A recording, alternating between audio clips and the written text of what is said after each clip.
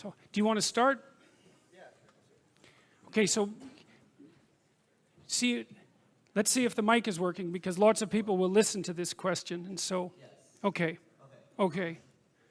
So you said on a recent live stream that you didn't have enough energy to answer this question, but you said it was intriguing. So I was wondering if you had the energy to answer how someone might help someone that has borderline personality disorder.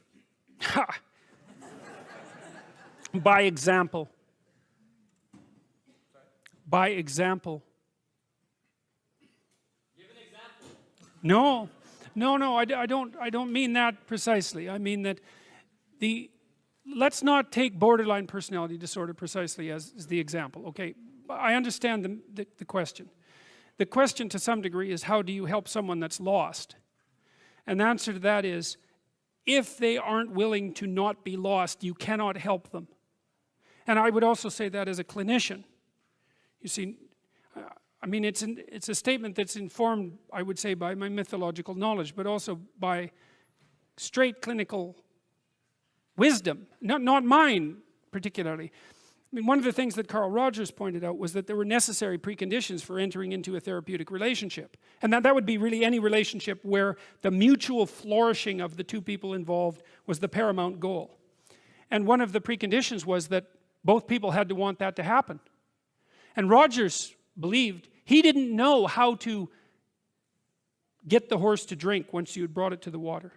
And I've thought about that a lot, because when people are really lost, sometimes they're so lost that they can't be found. And I think the only thing that you can do in a situation like that is get your life together and manifest the reality of an alternative mode of being. That's what you've got. And so that's the only way I know of to solve an intractable problem.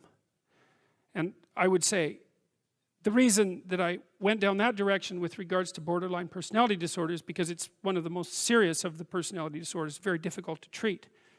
And so I'll generalize from that to situations that are very difficult to deal with.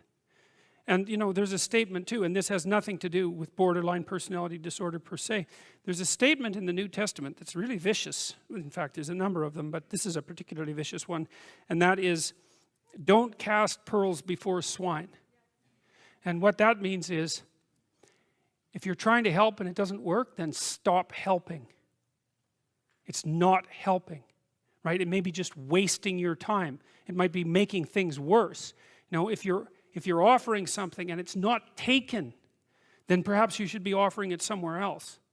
And sometimes, if you offer a hand and the person won't take it, you have to stop offering the hand. And then what you do is you go off and you have your life. And sometimes that means in people's lives, for example, that they have to leave their family members behind. There's a scene in the New Testament, this is another very harsh scene, where Christ is walking down the road with his disciples. I hope I've got this story right, but I've got it essentially right. And his mother calls to him and says, I believe that he's supposed to come back to the home because his uncle has died and that there's going to be a funeral. And he turns to his mother and says something like, let the dead bury their dead. I'm about my Father's business. It's something like that. And you read that and you think, that should have been edited out. No, but it shouldn't have been edited out, because it's exactly right, because sometimes the thing you do is walk away because there's no other solution.